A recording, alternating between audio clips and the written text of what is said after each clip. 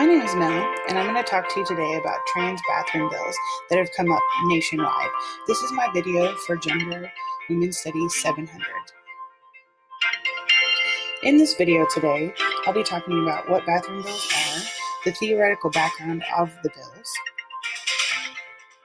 and a little bit about my understanding of the discourse around the transgender bathroom bills. I'll also be talking about the future possibilities for trans people.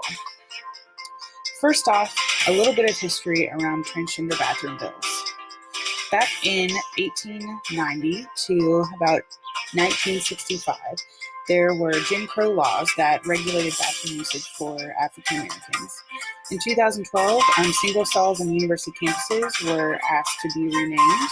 In 2014, Austin approved gender-neutral signage citywide, and in 2014, bathroom bills were created. These bathroom bills were saying that people had to use the bathroom that aligns with their gender assigned at birth. Then, in 2016, there was a Dear Colleague letter that stated that Title IX should also apply to transgender students in learning atmospheres. This enumerated a bunch of different protections for trans people. However, in 2018, DeVos and Trump reversed the Title IX protections for trans students and ended up encouraging people to self-regulate and create even more laws around trans discrimination.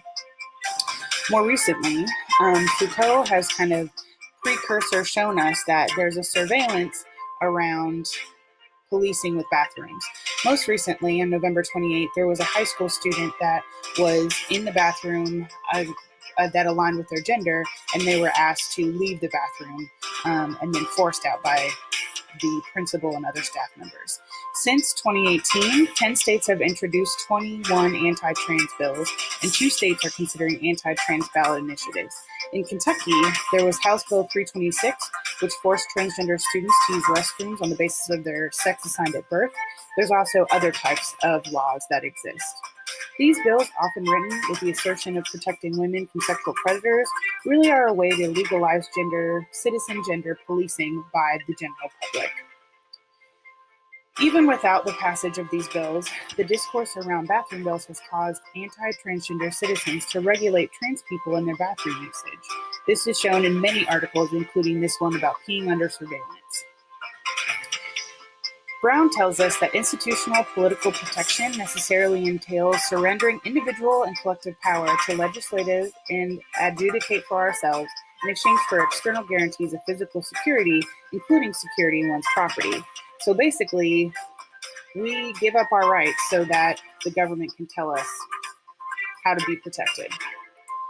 However, power, according to Foucault, is not exercised from the exterior. It's not possessed by an individual, class, or group, nor is it centralized in the law, economy, or the state.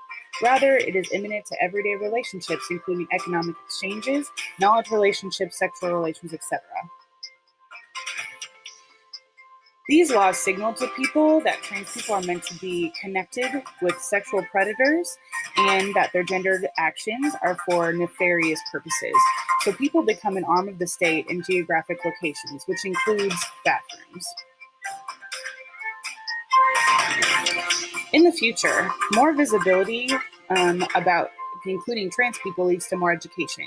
The defeat of these bills, and all of them were defeated this year, means that there are allies in government in the nation, and hopefully this can include with education for people in the disassociation of sexual predators and trans people.